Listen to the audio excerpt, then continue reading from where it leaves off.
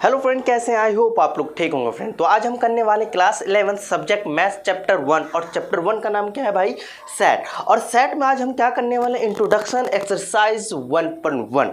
तो यहाँ पर एक्सरसाइज 1.1 का पूरा इंट्रोडक्शन पार्ट देखने वाले हैं। देन उसके बाद नेक्स्ट वीडियो में हम एक्सरसाइज 1.1 का वीडियो लाएंगे। तो चलते हैं, इसको स्टार्ट करते हैं। तो इंट्रोडक्शन जो हमारा चैप्टर है भैया सेट। तो सेट क्या है? देखिए, सेट का मतलब क्या होता है ये बताएंगे। और आपने सेट का मतलब क्या है ऐसा तो नहीं सोच रहे कि सेट का मतलब सेटिंग वोटिंग, तो ऐसा इसमें कुछ नहीं होगा। सेट का मतलब ही अलग होता है। और ये बहुत सिंपल वे में बताऊंगा। जो ये डिफिनेशन लिखा वो तो मैं बताऊंगा ही, साथ में आपको ये भी बताऊंगा कि भैया इसको पहचाने कैसे। सब चीज़ में एकदम ईजी वे में बताऊंगा, है ना। चलिए, तो सबसे पहले सेट का डिफिनेशन पढ़ लेते हैं भाई। डिफिनेशन क्या लिखा हुआ है कि a set is a well defined collection of object. Collection क्या होता है? Well defined collection of object का मतलब क्या है? ऑब्जेक्ट यहाँ पर लिखा हुआ है कि नंबर हो सकता है, लेटर हो सकता है, अल्फ़ाबेट हो सकता है, रिवर हो सकता है, एक्सेट्रा। मतलब यहाँ ऑब्जेक्ट कुछ भी हो सकता है। बट यहाँ पर एक मुद्दे की बात आई भैया, सेट का मतलब वेल डिफाइंड कलेक्शन क्या होता है। उससे कुछ सवाल पूछूंगा और वो सवाल आप भाई से भी पूछ लो। जो आंसर आपका होगा वही आंसर आपका भाई का भी होना चाहिए। जो आंसर आपसे पूछा वही आंसर तुम तीसरे बच्चे से पूछ रहे हो, वो भी आंसर सेम दे रहा है, सेम आंसर है, आपका ही जैसा आंसर है, तो समझ जाना वो सेट है, ठीक है। But person to person information मतलब आंसर आपका चेंज हो रहा है, तो उसको हम बोलते हैं नॉट वेल डिफाइंड कलेक्शन, और फिर वो हमारा सेट नहीं कहलाता है। तो हमारे पास एग्जाम्पल है, ये सारे एग्जाम्पल हम पढ़ते हैं, समझाते हैं। पहला क्या example? The vowel in the English alphabet. मैं आपसे एक सवाल पूछूंगा, पहला सवाल आपके सामने आ गया, the vowel in English alphabet. English के वोवल्स क्या है? तो भैया आप क्या बोलोगे? ए ई आई ओ यू, यस या नो? यही बताओगे ना। 5 2 हमारा ए ई आई ओ यू ई, ये सारे हमारे क्या है भैया? जल्दी से बताइए। वोवल्स हो गया, वेरी गुड। अब मैं यही सवाल आपसे भाई से पूछूं तो क्या वो भी तो ये 5 ही बताएगा ना, ए ई आई ओ यू। मतलब यहाँ पर वही सवाल मैं आपके स्कूल वाले दोस्त से पूछूं तो इसका आंसर क्या है भैया? ये आंसर सबका सेम है। मतलब इसी को हम क्या बोलेंगे? वेल डिफाइंड कलेक्शन, ठीक है। अब यहीं पर सेकंड क्वेश्चन देख लेते हैं भाई। कलेक्शन क्या है? Collection of all day in week. कि भैया एक क्वेश्चन पूछ लिया, मैं आपसे पूछ रहा हूँ कि भैया एक वीक में कितने डे होते हैं? तो कहोगे भैया 7 होते हैं। कौन कौन से होते हैं? Sunday, Monday, Tuesday, Wednesday, Thursday, Friday, मतलब वो होगा, यस है नो। तो ये भी answer person to person change हो रहा है क्या?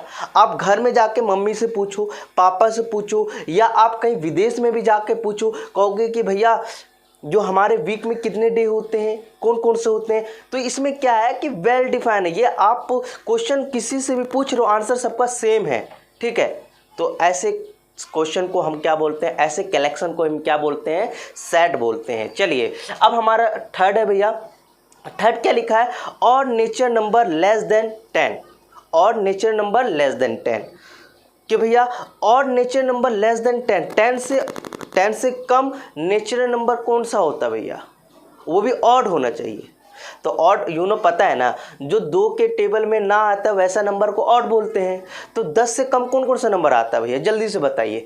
एक 1 आता है, 3 आता है, 5 आता है, 5 के बाद क्या आता है? 7 आता है, और एक 9 आता है। इससे यही तो हमारा और नेचर नंबर आ गया। यही सवाल आप अपने घर में पूछ लो, पापा से पूछ लो, मम्मी से पूछ लो, सब आंसर देगा। आप कहोगे मेरी मम्मी को नहीं आता, पापा को नहीं आता, मतलब आप पढ़े लिखे से पूछ लो ना यार। आपकी मम्मी तो पढ़ी होगी, पापा पढ़े होंगे, या नहीं पढ़े होंगे, आप अपने दीदी से पूछ लो, दीदी तो पढ़ी होगी। तो ये इन्फॉर्मेशन, ये क्वेश्चन का आंसर सबका सेम है। तो मान लो, समझो कि ये हमारा क्या सेट है। मतलब सेट का मतलब वही है कि भैया एक ऐसा क्वेश्चन जिसका आंसर सब सेम दे रहा हो, वैसा आंसर को हम क्या बोलते हैं? Well defined collection. और वेल डिफाइंड कलेक्शन है तो उसको हम सेट बोलते हैं। चलिए ठीक है, अब हमारे पास चौथा क्वेश्चन आ गया भैया कि the collection of river of India. सही है, क्या होगा? तो इसका आंसर हो सकता है ना, तो इंडिया में कितने रिवर है? बहुत सारे हैं। तो गिन सकते हैं ना उस चीज़ को, गंगा, यमुना, कृष्णा, मतलब ये सारे हमारे और भी बहुत सारा है, कि ये सबका आंसर सेम होगा। या आप विदेश में जाओगे, वहाँ से पूछोगे भैया the collection of river of India, India के अंदर कितने रिवर है? कौन कौन से हैं? तो भाई सब नाम सेम बताएगा, हाँ आगे पीछे बताएगा बट बताएगा पूरी, यस या नो। तो ये हमारा क्या होगा, वेल डिफाइंड कलेक्शन हो गया, ये भी हमारा सेट में एग्जाम्पल आ जाएगा, ठीक है। उसके बाद क्या, अब हमारा the collection of difficult topic in mathematics. तो भैया मैथ में कौन सा टॉपिक आपको डिफिकल्ट लगता है?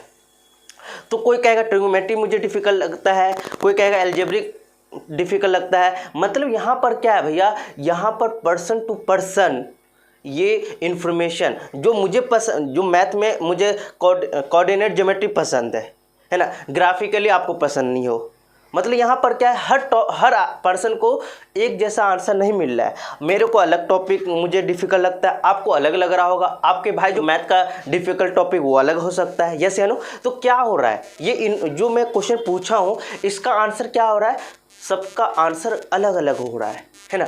तो ये आंसर एक सब आदमी का आंसर सेम नहीं है, तो मतलब ये वेल डिफाइंड कलेक्शन नहीं है, ठीक है, क्लियर हो गया होगा। चलिए, तो ये हमारा जो एग्जांपल था भैया, the collection of difficult topic in the mathematics, ये भी हमारा क्या होगा, वेल डिफाइंड कलेक्शन नहीं होगा, क्योंकि ये जो इन्फॉर्मेशन है, ये जो आंसर है आदमी टू आदमी, हर आदमी का अलग अलग आंसर हो रहा है, इसलिए इसको हम वेल डिफाइंड कलेक्शन नहीं बोलेंगे। चलिए समझ में आ गया होगा। लास्ट देखते हैं भाई, लास्ट क्या है, the collection of best actor in the world.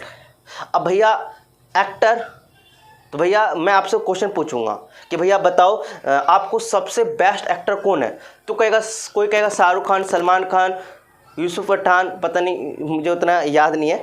तो मतलब जो फिल्म्स के एक्टर्स है उसके सबके अलग अलग फेवरेट होते हैं, जैसे नो मेरे अलग होंगे, आपके अलग होंगे, आपके सिस्टर के अलग होंगे, आपके मदर जो मदर है उसके अलग होंगे, जो आपके फादर है वो पुराने ज़माने के एक्टर के नाम बताएंगे। तो यहाँ पर क्या है, ये इसका वेल डिफाइंड आंसर नहीं है भैया। वेल डिफाइंड आंसर क्यों नहीं है? क्योंकि ये इन्फॉर्मेशन पर्सन टू पर्सन अलग हो रहा है, तो अलग होता है तो उसको वेल डिफाइंड कलेक्शन हम नहीं बोलेंगे, ठीक है। तो ये दो एग्जांपल हमारा हो गया, दो एग्जांपल देखिए, ये दो एग्जांपल क्या हो गया, वेल डिफाइंड कलेक्शन में नहीं आएगा, और ये सेट में भी नहीं आएगा। और सेट में वही आता है जिसका आंसर सबका सेम हो, वो वेल डिफाइंड कलेक्शन में आता है, और वेल डिफाइंड कलेक्शन में आता है उसी को हम क्या बोलते हैं भैया, सेट बोलते हैं। क्लियर हो गया होगा, यस। अब यहाँ नीचे एक नोट्स लिखा हुआ, जो मैं बोल रहा था वही लिखा हुआ है, well defined collection should not change from person to person. कल वेल डिफाइंड कलेक्शन उसे बोलते हैं जो पर्सन टू पर्सन चेंज ना हो, पर्सन टू पर्सन चेंज ना हो, उसी को क्या बोलते हैं भैया, वेल डिफाइंड कलेक्शन बोलते हैं। क्लियर हो गया होगा, जल्दी से ये सब उतार लीजिए। बताया गया है कि जो सेट है ना, हम दो तरीके से दिखा सकते हैं भैया लिखकर, एक तो रोस्टर टेबुलर फॉर्म, एक क्या है भैया, सेट बिल्डर फॉर्म में। तो देखते हैं, पहला एग्जांपल हमारे सामने है भैया, the set of vowel in the English alphabet, और मैं ये रोस्टर फॉर्म में लिख के दिखाऊंगा। क्या भैया, the set of vowel in the English alphabet को हम कैसे लिखेंगे?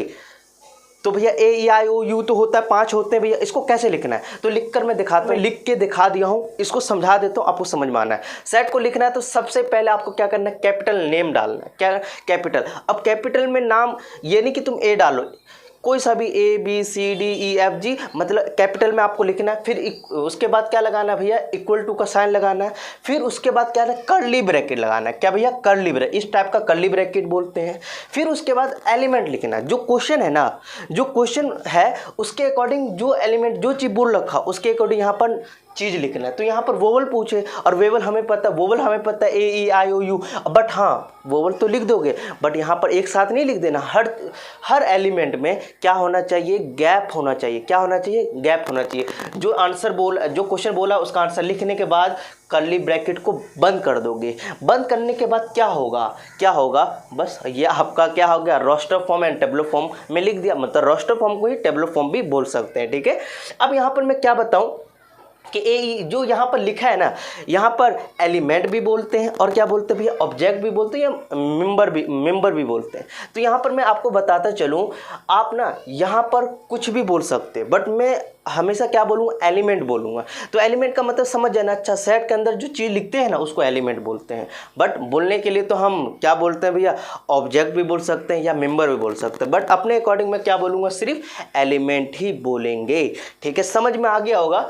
तो ए ई आई ओ यू क्या है भैया, हमारा क्या है, ये सेट आ गया, इस टाइप से रिप्रेजेंट कर देना क्या होता है, रोस्टर एंड टेबुलर फॉर्म बोल देते हैं। अब same as it is even nature number less than 10।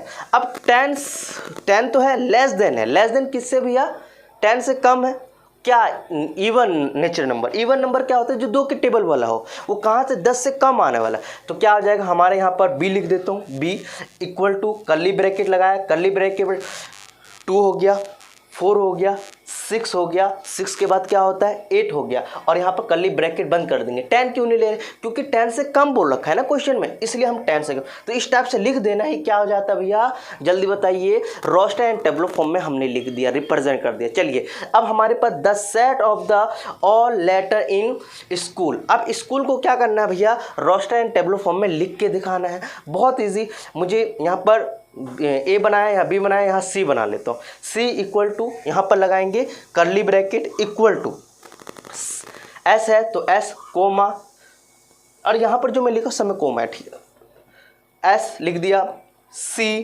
Coma, H comma, double O है तो 2 एलिमेंट आ जाएगा, तो उसमें से सिर्फ एक एलिमेंट, 2 सेम एलिमेंट आ जाएगा।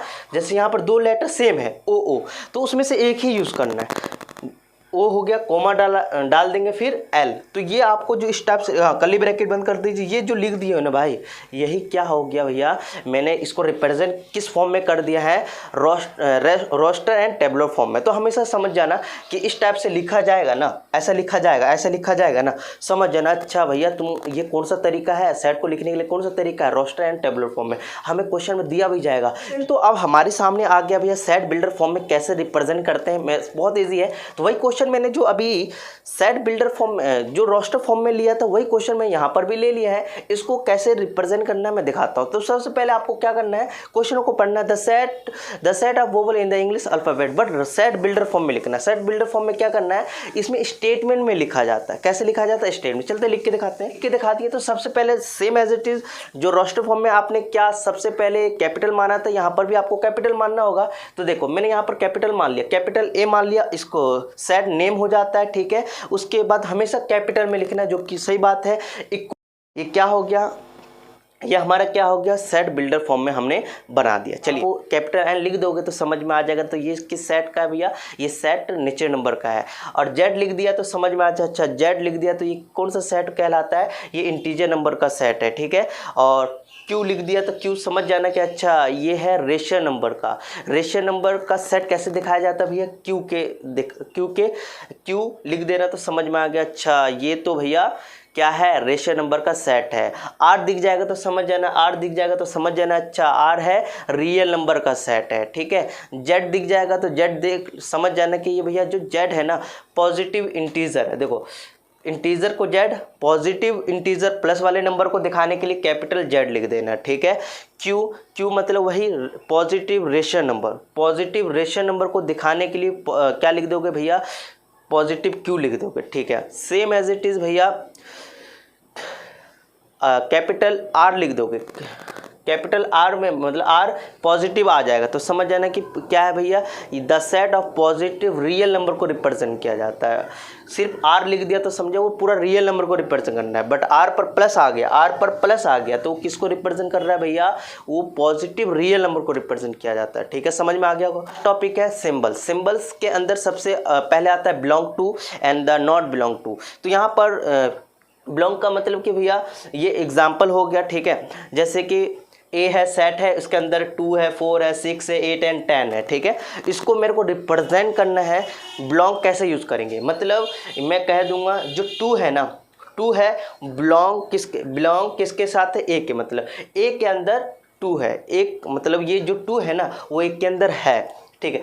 ऐसे एज इट इज़ मैं कह दूंगा भैया जो 8 है ना, 8 किसके अंदर है भैया, ए वाला सेट के अंदर है। तो 8 ना ए के अंदर है तो मैं क्या लगा दूंगा भैया, जल्दी से बताइए, मैं यहाँ पर बिलोंग डाल दूंगा। अब यहीं पर नहीं होगा तो मान लो मैं ऐसे लिख दिया 3 नॉट बिलोंग ए, तो इसका मतलब कि जो 3 है ना ये वाला सेट के अंदर नहीं है, ठीक है। यहीं पर मैं लिख दूँ 7 नॉट बिलोंग का मतलब ऐसे बना के उस पर कट मार देना तो क्या हो जाएगा, नॉट बिलोंग का साइन आ जाएगा। ठीक है, तो यहाँ पर ऐसे नॉट बिलोंग। अब मैं यहाँ पर 7 नॉट बिलोंग ए, मतलब जो ए है ना, ए के अंदर 7 नहीं है, तो ये बिलोंग समझ में आ गया।